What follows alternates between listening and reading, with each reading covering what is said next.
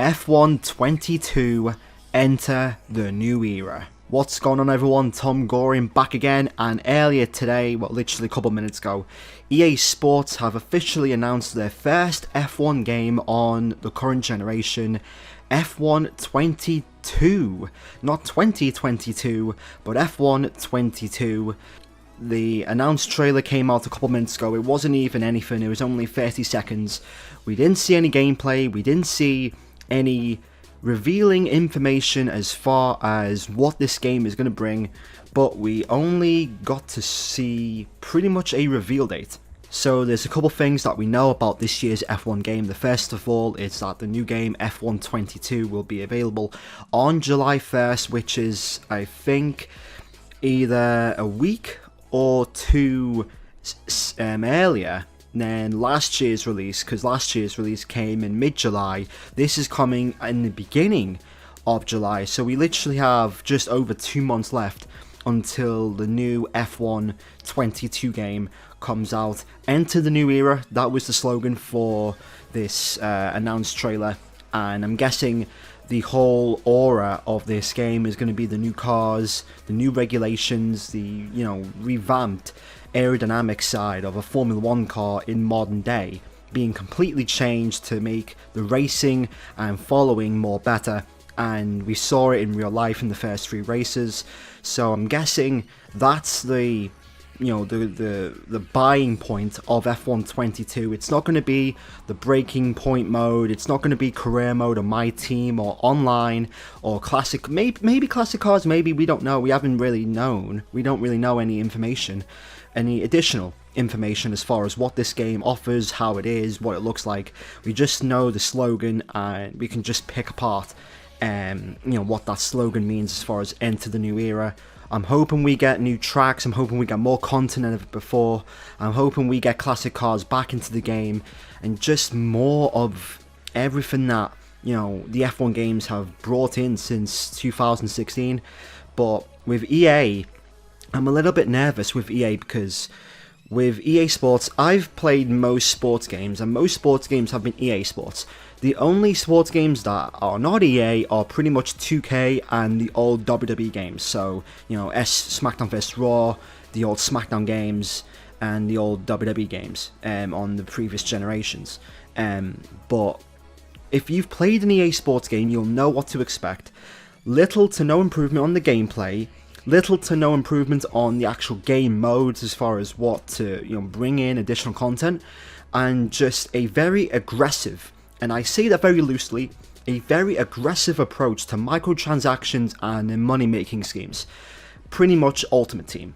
Now, will Ultimate Team be in F1 22? Yes, I don't know how they're going to incorporate that, but if they brought it into the UFC games, if they brought it into the Madden and the NHL and the FIFA games, they're going to bring it here because it generates money. I mean, the reports about the amount of money that Ultimate Team on Madden, on FIFA, on UFC all bring in a year, especially with FIFA, with Team of the Year, all these time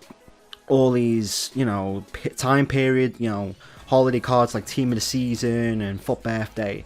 The money that they make from these packs is unbelievable, and I know they've came a lot of under fire with just gambling, and is it legal, is it not? I personally believe that it's not right, considering the fact that you spend a lot of money and you don't really get the cards that you want. It's just an announced trailer, and we don't really know anything as far as what modes they're going to bring or what the gameplay is going to be like. I'm guessing the gameplay is going to be completely different to last year's game because of the cars. How's the handling going to be? What's the back end of the car going to feel like? Are we going to get laser scan tracks? What is going to be different from F1 2021 to F1 2022? Okay, so before I end this video, I'm going to read the press release or the article that has just came out with this announced trailer that has also came out. New season, new rules. Take your seat for the new season as redesigned cars and overhauled rules redefine race day with the authentic 2022 lineup. So with this, I'm guessing the season, all the cars, and how the cars feel. Obviously, we're going to get more insight as far as how the gameplay is, as far as the handling is concerned for both the wheel and the pad. It's going to be completely different, but how is it going to be though? What's going to change? Is it going to be more oversteery? Is it going to be more understeery? How slipstream, DRS? How's the handling in high-speed corners, low-speed corners, in the rain? There's so many things that we need to know as, you know, this game launch gets nearer and nearer. Here's a very interesting little piece of information. Race day redefined. Take control of your virtual Formula 1 experience with immersive and broadcast options for pit stops, formation laps, and more. Does this mean that VR is going to be in the game? Because it does say here, take control of your virtual F1 experience with immersive and broadcast options for pit stops and formation laps, etc. So with that in mind, maybe there's a chance that VR is going to be incorporated into the way where the gameplay as a whole is going to change. And if that's the case, that might be the biggest selling point of this game, the fact that VR is in the game. But how much of that addition of VR into this gameplay can you really sell to the customer? Because let's face it, not all of us have, you know, steering wheels, the expensive, you know, the Fanatec's and stuff. And with VR, I think VR costs pretty much the same price as a normal standard wheel. So I don't know how many of us, the players, are going to try and get VR and how it's really going to be incorporated into this year's gameplay. But I'm hoping time will tell. As soon as they announce anything gameplay wise with VR and how it works, I'll let you guys know. So that's it for now.